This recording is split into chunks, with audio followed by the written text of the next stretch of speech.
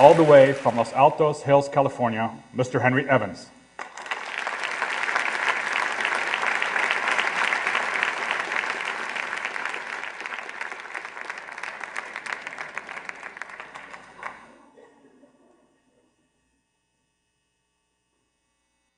Hello. My name is Henry Evans, and until August 29th, 2002, I was living my version of the American dream. I grew up in a typical American town near St. Louis. My dad was a lawyer. My mom was a homemaker. My 6 siblings and I were good kids, but caused our fair share of trouble. After high school, I left home to study and learn more about the world. I went to Notre Dame University and graduated with degrees in accounting and German, including spending a year of study in Austria.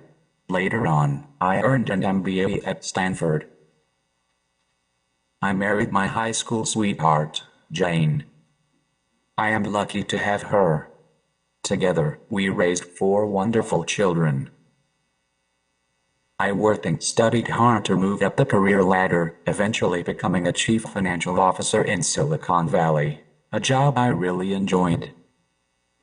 My family and I bought our first and only home on December 13th, 2001. A fixer-upper in a beautiful spot of Los Altos Hills, California, from where I am speaking to you now. We were looking forward to rebuilding it. But 8 months after we moved in, I suffered a stroke-like attack caused by a birth defect. Overnight, I became a mute quadriplegic at the ripe old age of 40. It took me several years, but with the help of an incredibly supportive family, I finally decided life was still worth living. I became fascinated with using technology to help the severely disabled. Head tracking devices, sold commercially by the company Modern Tech, convert my tiny head movements into cursor movements, and enables my use of a regular computer. I can surf the web, exchange email with people, and routinely destroy my friend Steve's cousins in online word games. This technology allows me to remain engaged, mentally active, and feel like I am a part of the world. One day, I was lying in bed watching CNN when I was amazed by Professor Charlie Kemp of the Healthcare Robotics Lab at Georgia Tech demonstrating a PR2 robot. I emailed Charlie and Steve Cousins of Willow Garage, and we formed the Robots for Humanity project. For about 2 years, Robots for Humanity developed ways for me to use the PR2 as my body surrogate. I shaved myself for the first time in 10 years. From my home in California, I shaved Charlie in Atlanta. I handed out Halloween candy.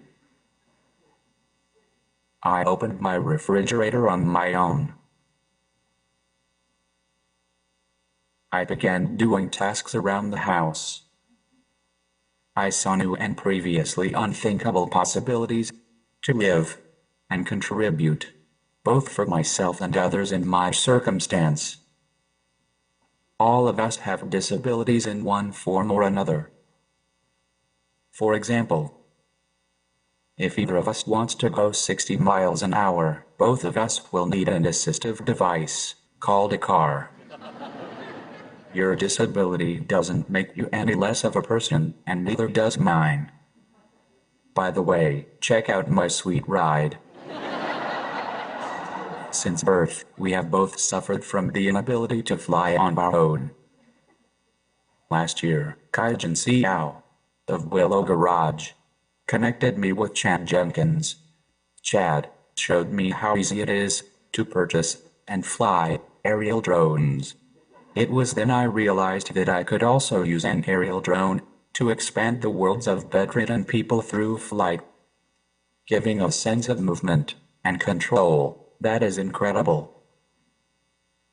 Using a mouse cursor I control with my head, these web interfaces allow me to see video from the robot and send control commands by pressing buttons in a web browser. With a little practice, I became good enough with this interface to drive around my home on my own.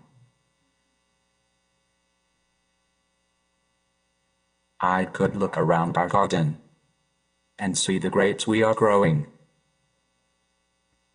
I inspected the solar panels on our roof. One of my challenges as a pilot is to land the drone on our basketball hoop. I went even further by seeing if I could use a head-mounted display, the Oculus Rift, as modified by Fighting Walrus, to have an immersive experience controlling the drone. With Chad's group at Brown, I regularly fly drones around his lab several times a week, from my home 3,000 miles away.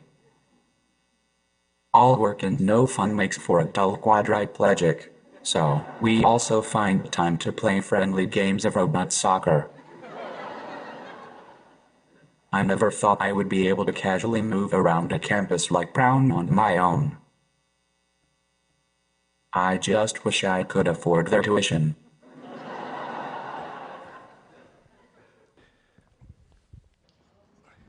Henry, all joking aside, I bet all of these people here would love to see you fly this drone from your bed in California 3,000 miles away.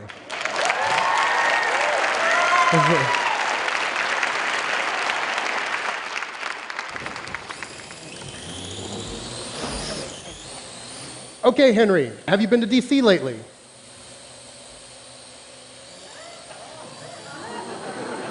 Are you excited to be at TEDx Mid-Atlantic?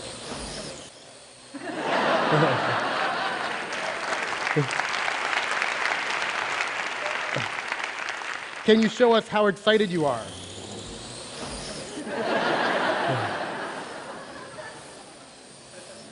All right, big finish. Can you show us how good of a pilot you are?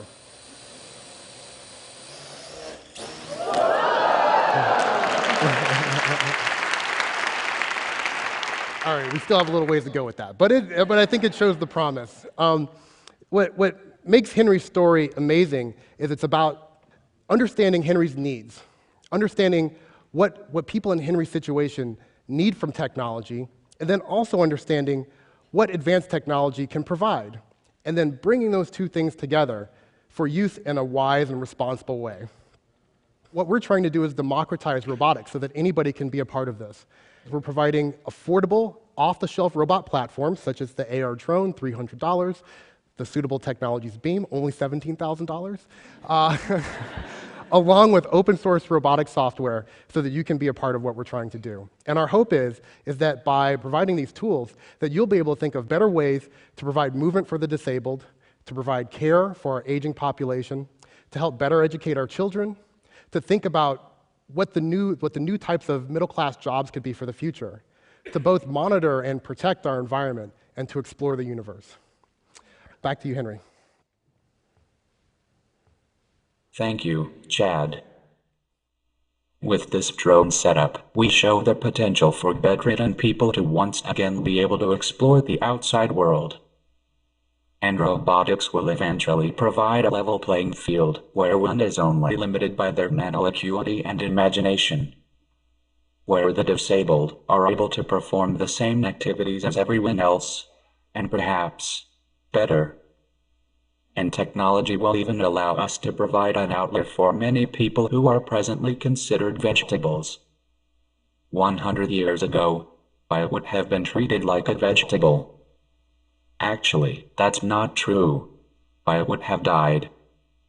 It is up to us, all of us, to decide how robotics will be used, for good or for evil, for simply replacing people or for making people better, for allowing us to do and enjoy more.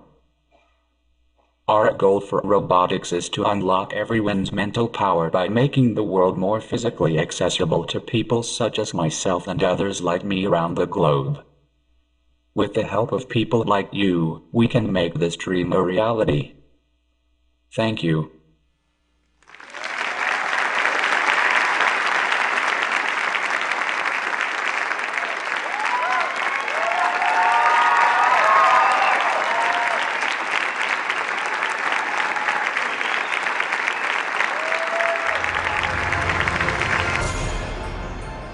참새TV